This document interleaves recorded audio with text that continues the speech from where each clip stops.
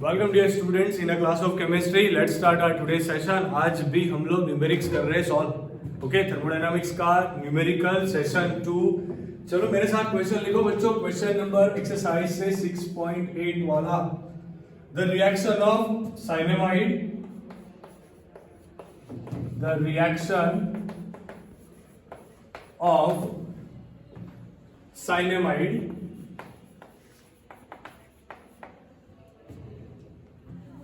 NH2Cl solid with dioxygen was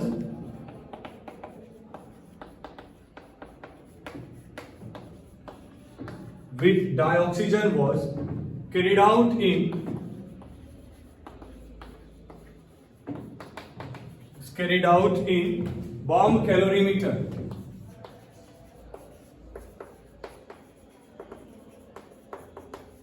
Alright, and delta U was found to be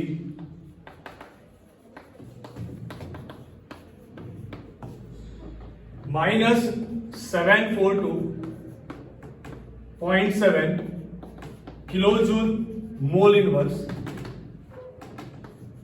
at 298 Kelvin temperature. Calculate enthalpy change.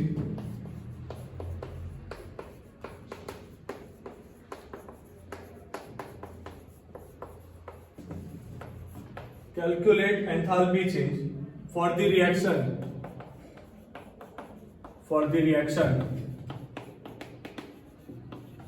at 298 Kelvin temperature. Alright, एक बच्चों यहाँ पे आपको जो reaction दी गई है NH2Cl gaseous state plus 3/2 oxygen gaseous state, dinitrogen in gaseous state plus carbon dioxide in gaseous state plus H2O in liquid state. Alright, so let's solve this question. ये question को सॉल्व करना है बच्चों। कैसे solve करोगे? सबसे पहले तो क्वेश्चन पढ़िए। क्या दिया आपको? The reaction of cyanamide NH2Cl with the dioxygen was carried out in bomb calorimeter and delta U was found to be -7, मतलब कि चेंज इन इंटरनल एनर्जी यहां पे दिया है। ऑलराइट, तो सॉल्यूशन बनाते हैं। सबसे पहले डेल्टा यू मतलब चेंज इन इंटरनल एनर्जी, जो आपको यहां पे बच्चों दिया गया है। कितना है चेंज इन इंटरनल एनर्जी बताइए? -742.7 किलोजूल मोल इनवर्स है। मैं सबसे पहले काम करूंगा बच्चों, इसको कन्वर्ट करना है 742.7 multiplied with 10⁻³ joule mole inverse. Alright, सबसे पहला काम क्या किया हमने? किलो जूल को कन्वर्ट कर दिया बच्चों जूल में। अब देखो दूसरा डेटा क्या दिया गया है। तो यहाँ पे दूसरा डेटा है at temperature 298 kelvin, so T is equal to 298 kelvin. Alright, calculate the enthalpy change of the reaction, मतलब कि आपको फाइंड करना है बच्चों डेल्टा H कितना होगा, ये निकालो। तो सबसे पहले डेल्टा H निकालने वाला फॉर्मूला आपको आना चाहिए ना। वो फॉर्मूला क्या था? Enthalpy change is equal to delta U plus P delta V था। याद है कि भूल गए बच्चों? बहुत अच्छे। Delta H is equal to delta U plus P delta V। अब मुझे एक बात बताओ, P डेल्टा V के अलावा आप कुछ और लिख पाओगे कि नहीं लिख पाओगे? याद कीजिए आइडियल गैस वाला इक्वेशन क्या था हमारा? Ideal gas equation, ideal gas का इक्वेशन पढ़े थे ना आप लोग? PV is equal to nRT होता है वो। अगर मैंने लिखा P डेल्टा V, तो यहां पे हम लिखेंगे डेल्टा NGRT। सही है, उठा के रखो ये वैल्यू। आप सोचोगे ना क्यों सर ये लेके आए, तो इसका आंसर भी आपको देता हूं। क्या आपको प्रेशर दिया है? नहीं दिया। क्या आपको वॉल्यूम दिया है? नहीं दिया। पर एंथैल्पी का तो एक ही इक्वेशन आप लोगों को आ रहा है ना अभी। ये तो यही वाला है, delta H equal to delta U plus P delta V। तो मुझे क्या करना पड़ेगा? P डेल्टा V को ये वाले टर्म्स में लाना पड़ेगा, क्योंकि मेरे पास टेम्परेचर का वैल्यू है, मेरे पास डेल्टा Hg का वैल्यू बच्चों है, मेरे पास R का वैल्यू भी है, इसलिए मैंने इसको इस टर्म में कन्वर्ट कर दिया। अब मैं यहाँ पे क्या करूंगा? Delta U plus delta N G R P is equal to बनेगा डेल्टा एच। मुझे डियर स्टूडेंट्स डेल्टा एच निकालना है। मुझे निकालना क्या है? Delta H. डेल्टा यू का वैल्यू तो मेरे पास पहले से है। ऑलराइट, डेल्टा एन जी कितना बनेगा तो वो समझो बच्चों, वो समझो मेरे प्यारे दोस्तों। डेल्टा एन जी कैसे बनेगा? डेल्टा एन जी बनेगा प्रोडक्ट के mole of product, mole of product. पर ये बहुत स्पेसिफिक है बच्चों, ये सिर्फ गैसियस के लिए होता है। Alright, minus mole of reactant, mole of reactants. ये भी गैस होना चाहिए, लिक्विड होगा तो आप कंसीडर मत करिए। ओके, अब प्रोडक्ट कौन सा बनेगा? ये वाला प्रोडक्ट बनेगा कि ये वाला प्रोडक्ट बनेगा? ये वाला प्रोडक्ट बनेगा बच्चों। बताओ कितने गैस है यहाँ पे? 1 2 गैसेस। इसका स्टोइकियोमेट्री 1, इसका स्टोइकियोमेट्री 1, तो कुल मिला के स्टोइकियोमेट्री कितना आया प्रोडक्ट का?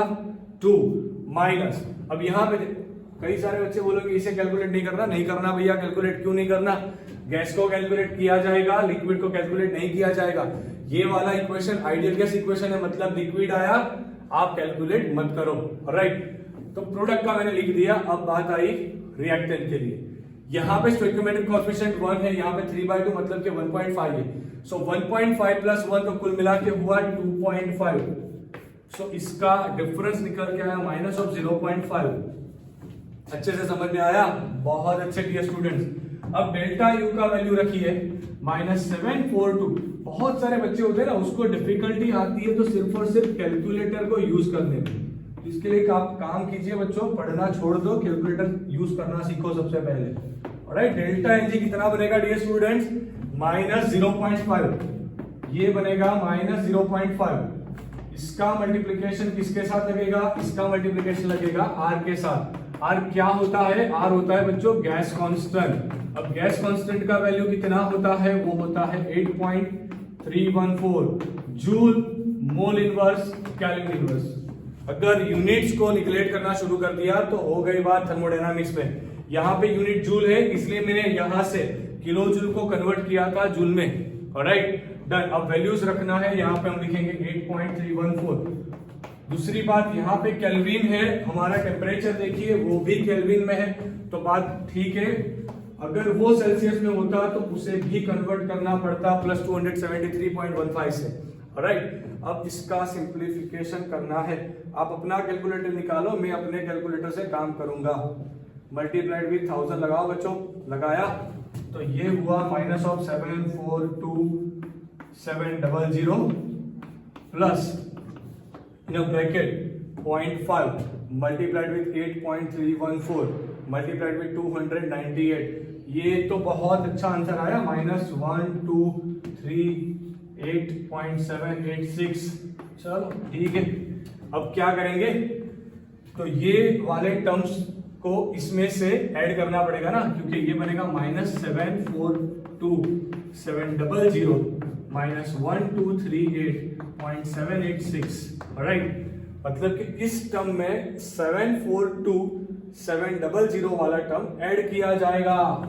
तो यहां पे आंसर आया बच्चों -743,938.786 जूल।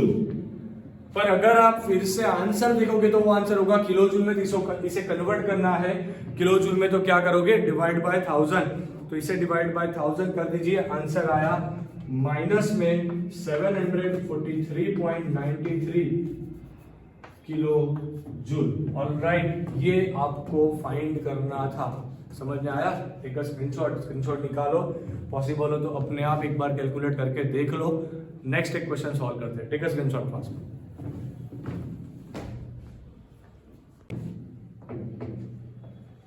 Okay, welcome. तो क्या वेलकम बच्चों, कि अब से हम लोग न्यूमेरिक सॉल्व कर रहे हैं। एक न्यूमेरिक सॉल्व किया ना, चलो दूसरा क्वेश्चन लिखो मेरे साथ। 6.20 लिखो। नोट्स ले लो भाई, सिर्फ सुनना नहीं है, कोई कथा नहीं चल रही बच्चों, क्वेश्चन लिखना है मेरे साथ। 6.20 लिखो। एक्सरसाइज से क्वेश्चन है बच्चों, द इक्विलिब्रियम कांस्टेंट। केमिस्ट्री की यही विशेषता है बच्चों, सिर्फ वर्ड्स डिफिकल्ट, बाकी तो सब एकदम इजी बच्चों। For a reaction is 10. What will be the value of? What will be the value of delta G standard? ये फाइंड करना है, कर देंगे, कोई बात नहीं है। आर का वैल्यू दिया 8.314 joule mole inverse kelvin inverse. Temperature का वैल्यू दिया 300 केल्विन। कोई बात नहीं, चलो सॉल्व करते इसको। फाइंड कीजिए equilibrium constant for the reaction. Okay ना, the equilibrium constant for the reaction is given. मतलब कि क्या दिया है आपको? Equilibrium constant. इक्विलिब्रियम कांस्टेंट कितना दिया बच्चों? इक्विलिब्रियम कांस्टेंट, इक्विलिब्रियम कांस्टेंट का सिंबल मालूम है कि कितना दिया? वो दिया 10। कुछ नहीं है, यूनिट, टेंशन मतलब। What will be the value of delta G? Delta G find करिए कितना होगा, कर देते, कोई बात नहीं। आर का वैल्यू कितना दिया? 8.314। ओके, टी का वैल्यू कितना दिया? 300 केल्विन। अब एक दिक्कत है यहाँ पे, क्या दिक्कत है वो समझाता हूँ। सबसे पहली दिक्कत ये है कि हमें बोला गया है डेल्टा जी स्टैंडर्ड फाइंड करो।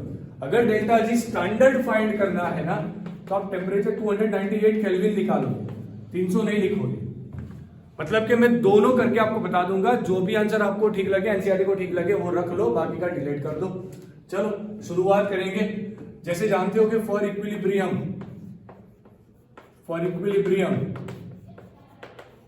डेल्टा जी कितना बनता है बच्चों? डेल्टा जी बनता है 0। Alright, and for equilibrium delta G is also given by minus RT ln K। ये वाला एक इक्वेशन था, आया था, पढ़े थे ना आप लोग, बहुत अच्छे। यहाँ पे ln क्या है? ln है नेचुरल लॉग। कहां पे कन्वर्ट करना है? लॉग में। सो 2.303 से मल्टीप्लाई लगाना पड़ेगा, multiplied with r, multiplied with t, multiplied with log base 10k। Okay चलो, बहुत अच्छे। अब क्या करेंगे? अब करेंगे -2.303। r का वैल्यू आएगा बच्चों 8.314। टेम्परेचर कितना है? 300। यहां पे आप एक काम करके देखना बच्चों, अगर आपको जी स्टैंडर्ड लाना हो ना, तो बेसिकली 300 नहीं 298 लेना पड़ेगा, क्योंकि स्टैंडर्ड टेम्परेचर 25 डिग्री सेल्सियस होता है। सो यहाँ पे log बेस 10, काम तो आसान हो गया, log तो फाइंड ही नहीं करना। इक्विलिब्रियम कांस्टेंट का वैल्यू तो k का वैल्यू 10 दिया हुआ है, log बेस 10 का वैल्यू 1 हो जाएगा, इसका वैल्यू तो बच्चों 1 हो जाएगा ना। तो निकला, सब बात खत्म। -2.303 मल्टीप्लाइड विथ 8.314 मल्टीप्लाइड विथ 300। निकालो इसका आंसर, अपना कैलकुलेटर निकालिए, फटाफट से सॉल्व करो। Multiplied with 8.314 multiplied with 300 -5744.14। Answer आएगा बच्चों आपका जूल में। आंसर आएगा बच्चों आपका जूल में। इसे किलो जूल में कन्वर्ट करवाना हो तो divide by 1000, so -5.74 kilo joule पर मोल। ये होगा आपका डेल्टा जी स्टैंडर्ड। यहाँ पे रिएक्शन स्पॉन्टेनियस बनेगा, क्योंकि डेल्टा जी का वैल्यू कितना आ रहा है? नेगेटिव में, माइनस में आ रहा है। अगर डेल्टा जी नेगेटिव होता है तो रिएक्शन स्पॉन्टेनियस बनता है। ओके, आई एम श्योर आपको क्वेश्चन अच्छे से समझ में आया होगा। अब एक छोटा सा क्वेश्चन है, उसे भी यहाँ ही सॉल्व कर लेते हैं। चलो मेरे साथ वो चीज भी आप शुरू करो। क्वेश्चन है यहाँ पे, बहुत अच्छा एक क्वेश्चन दिया है बच्चों। क्वेश्चन नंबर, आप अपनी टेक्स्ट बुक से देखिए, question number 6.9। Question number 6.9 NCERT निकालिए। मैं क्वेश्चन रीड कर रहा हूं, क्वेश्चन लिख नहीं रहा यहाँ पे। Calculate the number of kilojoule of heat necessary to raise the temperature of 60 gram of aluminium. मतलब एल्यूमिनियम का वेट आपको दिया है, एम दिया हुआ है, ओके 60 ग्राम। इसके बाद टेम्परेचर रेज करना है 35 से। इनिशियल टेम्परेचर दिया है 35 डिग्री सेल्सियस, फाइनल टेम्परेचर दिया है बच्चों 55 डिग्री सेल्सियस। तो डेल्टा टी का वैल्यू कितना बनेगा? 55 में से 35 को माइनस कर दो, 45, 55, तो कुल मिला के वैल्यू आया 20 डिग्री सेल्सियस। Alright, done. अब देखिए क्या होता है, molar heat capacity of aluminium, मतलब कि कैपिटल सी का वैल्यू दिया हुआ है 24 joule mole inverse kelvin inverse. अब देखो यहाँ पे कैसे सॉल्व करोगे क्वेश्चन को। इसका मतलब क्या हुआ, इसका मतलब होता है कि अगर एल्यूमिनियम का टेम्परेचर 1 केल्विन बढ़ाना हो to increase temperature by 1 Kelvin, to increase temperature by 1 Kelvin for 1 mole, or you can write 27 gram of aluminium required heat is equal to 24 joule. इसका ये मतलब होता है बच्चों, समझो पहले तो कि ये यूनिट से आप क्या लिख पाओगे। अगर आपको एल्यूमिनियम का टेम्परेचर 1 केल्विन बढ़ाना है, वो भी 1 मोल एल्यूमिनियम का। अब 1 मोल एल्यूमिनियम का वेट कितना होता है, 27 ग्राम होता है। तो 27 ग्राम एल्यूमिनियम का टेम्परेचर 1 केल्विन बढ़ाना हो तो जितना हीट चाहिए, ये वो हीट का वैल्यू है 24 जूल। ऑलराइट, अब देखो हमें कितना बढ़ाना है टेम्परेचर 20, तो 1 केल्विन बढ़ाना हो तो 24 जूल। अगर आप इसे केल्विन में कन्वर्ट करोगे, इसे केल्विन में कन्वर्ट करोगे, उसके बाद डेल्टा निकालोगे तो भी 20 आएगा। टेंशन मत लो, क्यों, यहाँ पे प्लस 273, यहाँ पे प्लस 273, इसका डिफरेंस भी आएगा तो बच्चों 20 ही। करके देख लो, कोई बात नहीं है। ऑलराइट, यहाँ पे 20 केल्विन बढ़ाना तो कितना हीट लगेगा। ऑलराइट, तो इसे हम कैलकुलेट करेंगे यहाँ से 20 मल्टीप्लाइड विथ 24, तो कुल हीट मुझे लगा 480 जूल हीट मुझे चाहिए 20 केल्विन रेज करने के लिए। पर वो कितने ग्राम के लिए होगा, 27 ग्राम के लिए। मतलब कि 27 ग्राम होता तो मुझे 480 जूल हीट चाहिए। बच्चों ध्यान रखिए, पर यहां पे मेरे पास कितना ग्राम है, 60 ग्राम के लिए इतना हीट चाहिए होगा। सो 480 मल्टीप्लाइड विथ 60 डिवाइड बाय 27, सो ये आया हमारा आंसर 1066 जूल हीट हमें चाहिए। ऑलराइट, यहाँ पे 0.6 आएगा। ऑलराइट, सो ये था हमारा क्वेश्चन नंबर 6.9। फिर से बता रहा हूं, बहुत इजी क्वेश्चन है। जब भी आपको स्पेसिफिक हीट का वैल्यू दिया जाए, उसके यूनिट से आप क्वेश्चन सॉल्व कर पाओगे, सिर्फ यूनिट से। ऑलराइट, सो आज के लिए डियर स्टूडेंट्स बस इतना ही। आई एम श्योर आपको पूरा कंसेप्ट तीनों के तीन न्यूमेरिक्स बहुत अच्छे से समझ में आ गए होंगे। अगर पसंद नहीं आया तो डिसलाइक लगाओ भैया। ऑलराइट, पसंद आया तो लाइक लगाओ and don't forget to share it. Okay, bye bye. कल फिर मिलेंगे और नए न्यूमेरिक्स सॉल्व करेंगे। टेक अ स्क्रीनशॉट एंड एक बार फिर से अपने से एक बार कैलकुलेट कर कीजिए, अपनी कॉपी में लिखिए फास्ट।